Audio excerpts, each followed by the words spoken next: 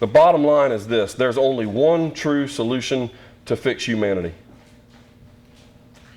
Peter says something quite provocative but true here in 1 Peter 2:10. I know I'm going long.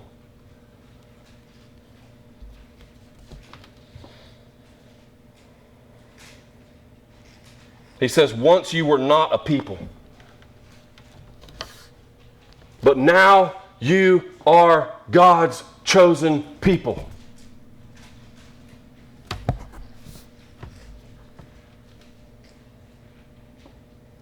I want to acknowledge something that I think I've alluded to, but I want to acknowledge it from the pulpit since I dealt with what I dealt with.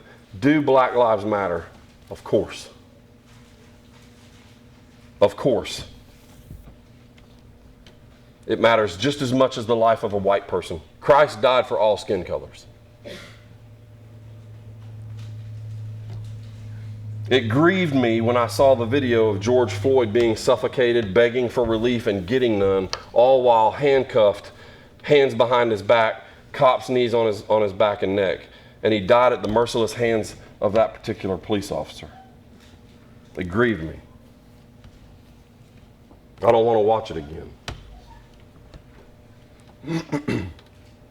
Does racism exist? Let me say this first. Before I answer that question, I want to say something that will help me answer that question. Let me say this first. Does racism exist? Just to be clear, biblically, we are all from Adam and Eve. So really, there is only one race. Right? There's only one race. And if you study genetics, you can see how easily Adam and Eve could have had all the genes that could allow for different skin colors down the line. There's only one race biblically. So really, and I know me saying this doesn't mean that everybody's going to stop using the word racism. I get that. But I want a biblical perspective. We want a biblical perspective. There's only one race. If the church was preaching that back in the 1860s, maybe the KKK wouldn't have started with millions of members. Because there's only one race, and every single one of us have been created in the image of God. So the better biblical term is prejudice or partiality, right? There's no partiality in God, the Scripture says.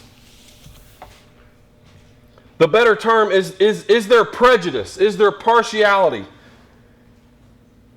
And I say it exists in the heart of every person because we understand biblically the depravity of the human heart. It always has since the fall existed, and it always will in this life because of sin until the consummation. Partiality and prejudice exists in the heart of every person that has ever drawn breath.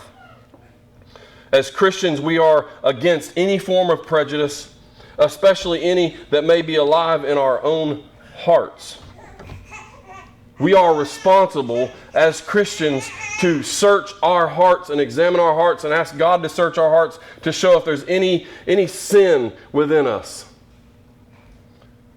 But as a Christian, I have to say this, that I long for the headlines. Instead of saying a black man was murdered by a white cop, I would rather the headline say a man was murdered by a bad cop. And here's why. Not because we don't notice the color of skin, but because the color that we see should not heighten nor lessen the sorrow we feel when someone loses their life unjustly.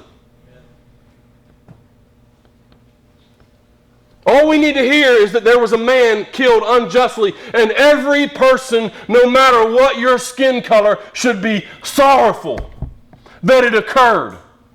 And our emotions shouldn't be heightened or lessened based on the skin color.